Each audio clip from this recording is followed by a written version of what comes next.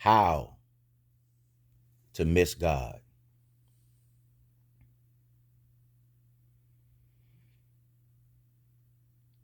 How to love man, love your flesh, and indirectly miss and hate the Spirit of God that dwells in our lives.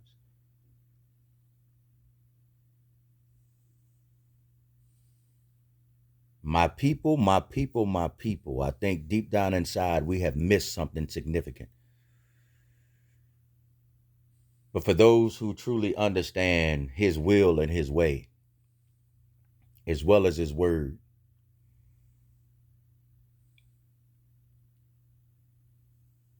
it goes a little something like this.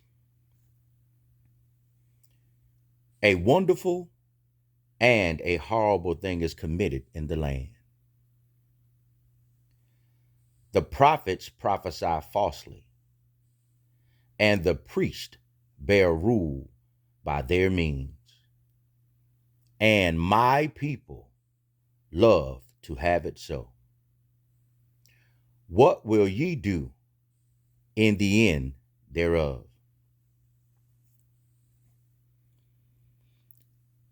The reason why it's so wonderful is because the flesh assumes what took place over the last couple of days, that they were making a statement.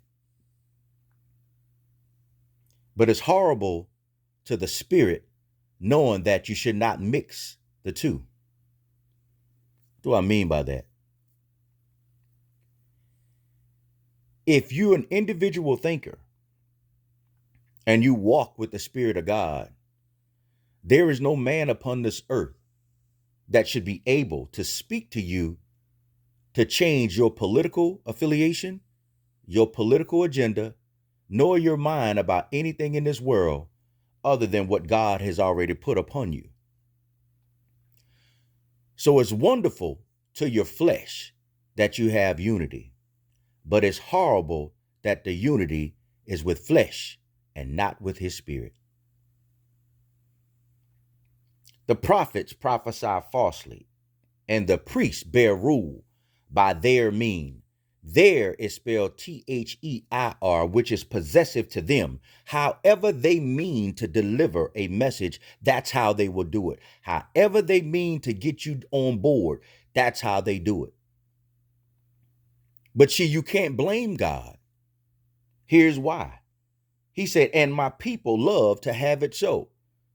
Remember, God will give you the desires of your heart. So you love to hear falsehood. You love to put flesh and man above the Spirit of God. So you will end up getting exactly what you get. The question at the end, it says, and what will ye do in the end thereof? Well, that's a question mark. Because some of us should be wise enough to make our own decisions, but it's obvious that we're not. And since we're not, I go up another verse and said, shall I not visit for these things, says the Lord? Shall not my soul be avenged on such a nation as this? Food for thought and a little bit of warning. If you have signed a 501c3 and shown your face and your affiliation, it's a possibility you have voided your contract. We must be careful playing around with the word and mixing flesh and fleshly desires and trying to force and add God into things he has nothing to do with. More importantly, listening to other people just because they sound good and the echoes seem like they come from a place. This will cause more people to miss his face buried in somebody else's We better wake up. You keep looking at it from a place because you're too busy, too lazy to study to show thyself approved. Thyself.